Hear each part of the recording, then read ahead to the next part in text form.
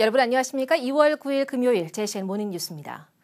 정치에 대해 혐오스럽다거나 무관심하다고들 말하지만 그래도 설 연휴 밥상머리의 최고 화두는 역시 정치 얘기일 겁니다. 설 당일이 내일이면 국회의원 선거일까지 정확하게 60일 남습니다. 울산의 총선 향국은 어떻게 가닥이 잡혀가고 있는지 전우수 기자가 정리했습니다. 모두가 넉넉하고 여유로운 설 명절 연휴가 시작됐지만 총선 주자들은 연휴 기간 내내 잠 못 이루는 밤이 될 것 같습니다. 이번 4.10 총선에는 현역 의원들이 모두 출사표를 던졌습니다. 현역들의 야성에 도전장을 내민 주자들의 도전 의욕도 뜨겁습니다. 국민의힘의 경우 공천관리위원회가 발표한 총선 지역구 공천 신청 접수 결과 울산은 6개 선거구에 모두 17명이 지원해 2.83대 1의 경쟁률을 기록했습니다. 이 가운데 주목을 끄는 곳 중에 하나가 남구갑입니다. 4선 도전에 나선 이채익 의원을 포함해 김상욱 변호사, 박기성 전 울산교통방송 사장, 최권 변호사, 허은욱 전 울산시 행정부시장 등 경쟁률 5대1로 당내 경쟁이 가장 뜨겁습니다.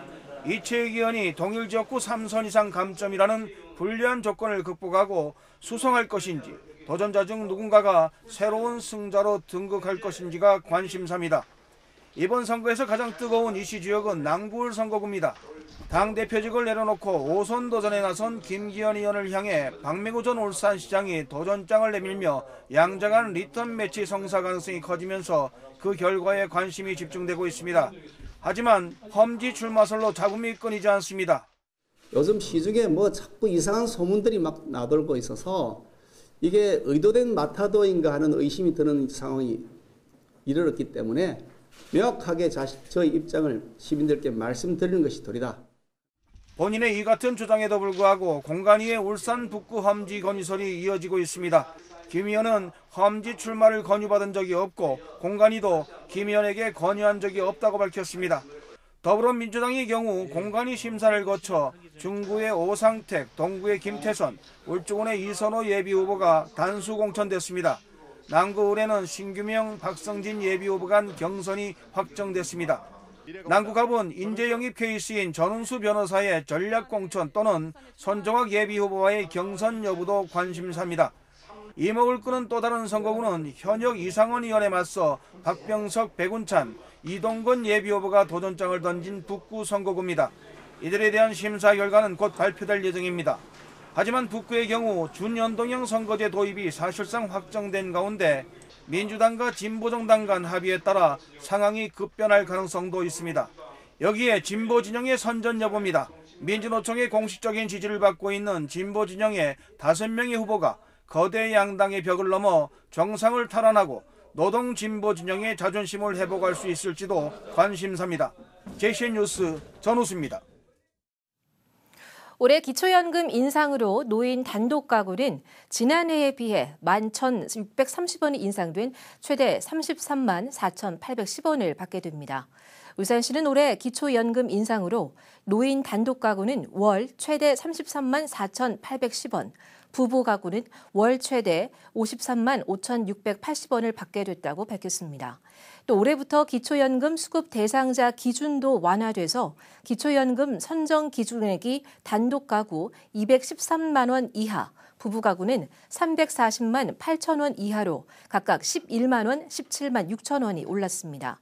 한편 기초연금은 만 65세 이상의 경우 주소지 관할과 상관없이 전국 읍면동 행정복지센터와 국민연금공단지사 그리고 보건복지부 인터넷 포털 사이트 복지로를 통해 신청할 수 있습니다.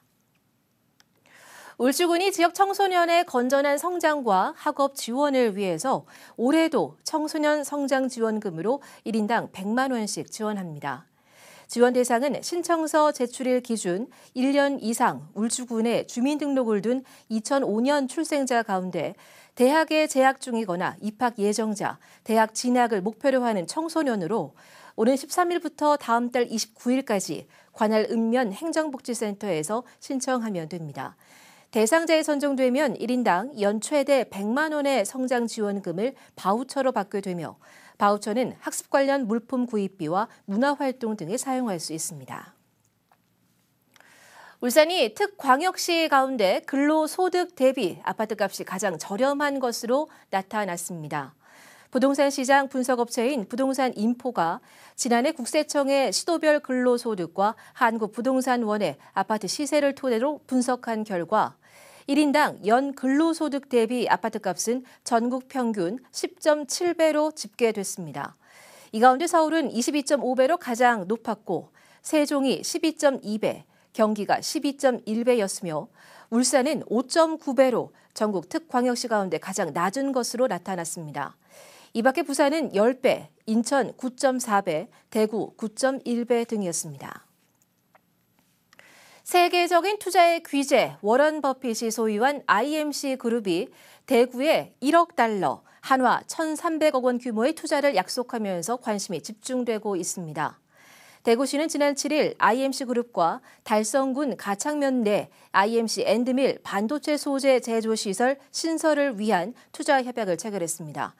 IMC 그룹은 워런 버핏이 소유한 투자사 버크셔 해서웨이가 지분 100%를 소유하고 있는 기업으로 금속 가공 분야에 적용할 수 있는 광범위한 절삭 공구를 생산하고 있습니다. IMC 그룹의 대구 지역 투자는 지난 2008년부터 세 차례에 걸쳐 누적 투자액이 2,975억 원에 달합니다. 분산에너지 특화 지역 지정을 추진 중인 울산시에서도 전력 사용량이 많은 반도체 사업 분야와의 연계성 확보 등의 노력이 요구되고 있습니다. 정부의 의대 정원 확대 발표 이후 의사단체가 집단 행동을 예고하면서 울산시도 비상체제에 들어갔습니다. 당장 설 연휴 비상진료에는 차질이 없을 것으로 보이지만 긴장이 고조되고 있습니다. 구현희 기자의 보도입니다. 정부가 내년 대학 입시의 의대 입학 정원을 2,000명 더 늘리기로 하자 의사단체들의 반발이 이어지고 있습니다. 현 집행부가 총사퇴한 대한의사협회는 7일 임시총회를 열고 비상대책위를 꾸리기로 했습니다. 울산의사회 움직임도 빨라지고 있습니다. 비대위원장이 정해지시면 지침대로 이제 같이 좀 행동이 들어가지 않을까 생각하고 있습니다. 저희도 이제는 준비를 해야 되지 않겠습니까? 회원들이나 우리 임원들 뜻도 좀 물어보고, 그다음에 우리 전공의들의 생각은 어떤지, 우리 또 학생들 생각은 어떤지 한번 여기서 수렴을. 현재 울산의사회 회원은 1,819명, 전공의는 135명입니다. 설 연휴 직후 곧바로 의사들이 집단행동에 나서진 않을 걸로 보이지만 정부는 보건의료 위기 단계를 경계로 올렸습니다. 울산시도 시민건강국장을 본부장으로 하는 비상진료대책본부를 가동했습니다. 당장 설 연휴 기간 진료 공백이 발생하지 않도록 연휴에 문을 여는 병원과 약국에 대한 점검에 들어갔습니다. 의료계 집단 휴진에 대비하여 우리 시는 현재 비상진료대책본부를 가동하고 있고요. 구군은 비상진료대책 상황실을 운영하고 있습니다. 향후 의료계에서 집단 휴진을 할 경우에는 이로 인한 진료 공백이 최소화될 수 있도록 만전을 기하겠습니다. 이번 설 연휴 기간 비상진료를 하는 울산 지역 의료기관은 보건소 4곳과 응급의료기관 12곳, 의료기관 61곳으로 예년과 비슷합니다. 시는 만일의 사태에 대비해 의사들을 상대로 집단휴진 자제를 요청하는 한편 언제든 보건소 등을 중심으로 한 비상진료체계가 가동될 수 있도록 준비하고 있습니다. JCN 뉴스 구현입니다. HD현대가 국내에서는 처음으로 조선소 중대재해 피해 유가족을 위한 장학재단을 설립합니다. HD현대는 선박건조 현장에서 불의의 사고로 사망한 근로자의 유가족을 위로하고 글로벌 1위 조선사로서의 사회적 책무를 다하기 위해 가칭 HD현대 희망재단을 설립하기로 했다고 밝혔습니다.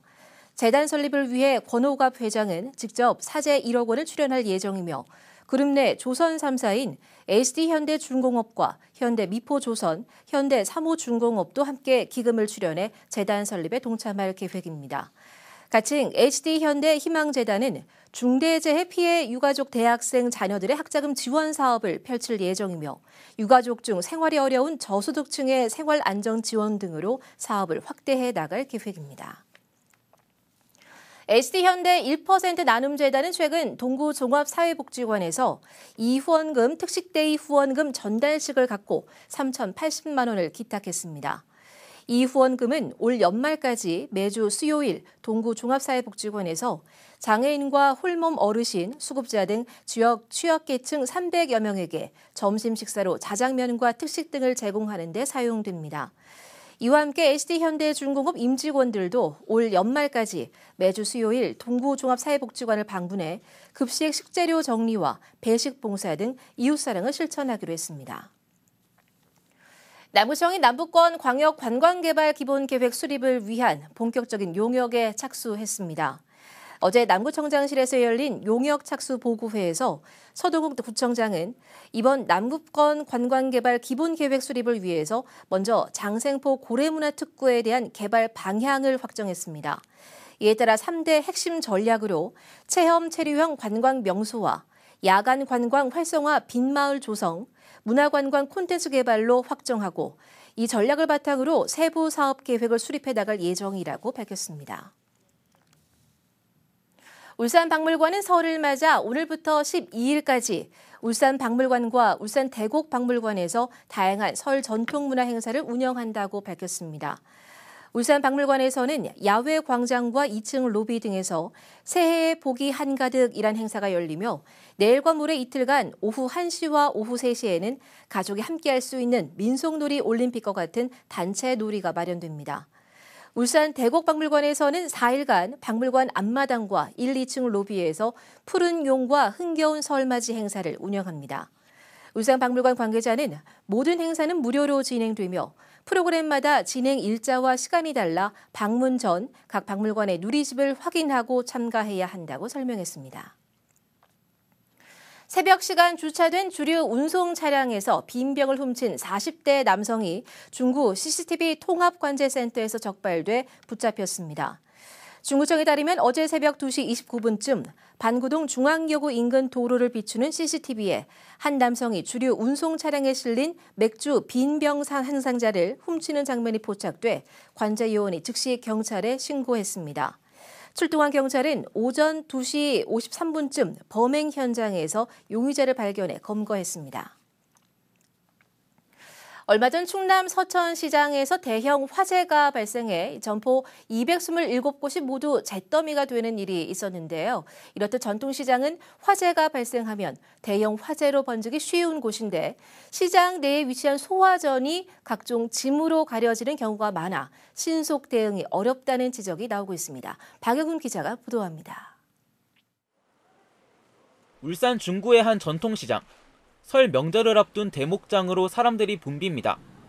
대목인 만큼 물건이 많이 쌓여있는 모습인데 물건은 시장 내 위치한 옥외 소화전 앞까지 쌓였습니다. 예, 사람들 많고 놀 때도 없고 해가. 안녕하세요. 장이 끝나고 가판대가 정리된 밤에도 소화전 등 소방시설이 가려져 있긴 마찬가지입니다.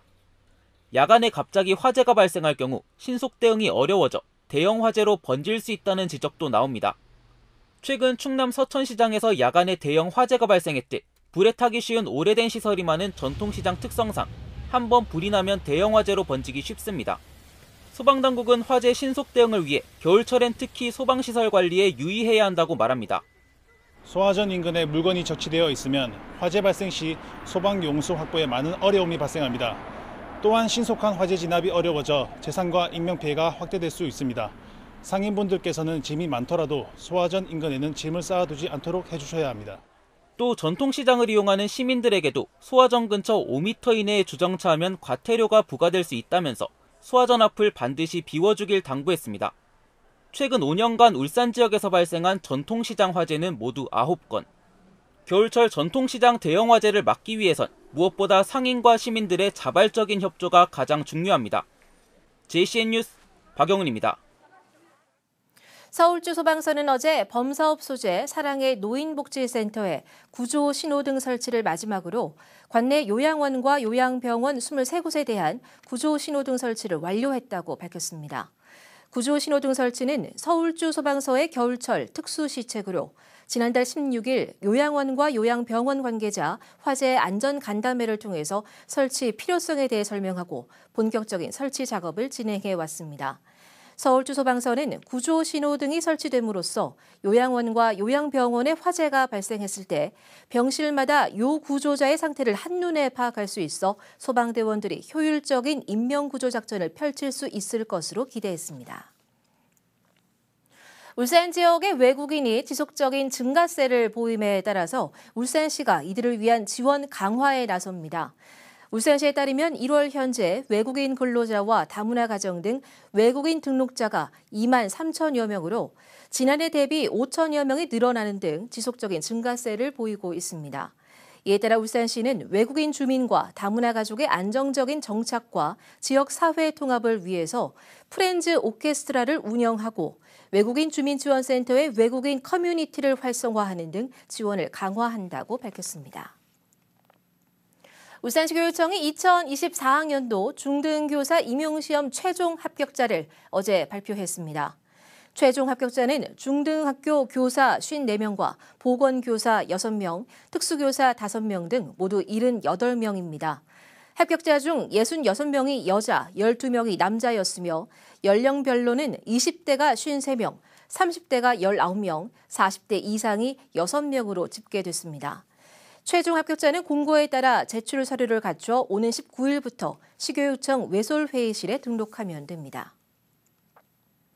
북구청이 어제 울산에 연고를 두고 있는 기업 2곳과 소나무 재선충병 벌채 산물의 자원화를 위한 업무 협약을 체결했습니다. 이번 협약으로 북구청은 소나무 재선충병 피해 고사목 등 방제 과정에서 나온 벌채 산물을 업체에게 무상 양여하고 협약업체 2곳은 파쇄와 운반 등을 맡아 목재를 재활용하게 됩니다.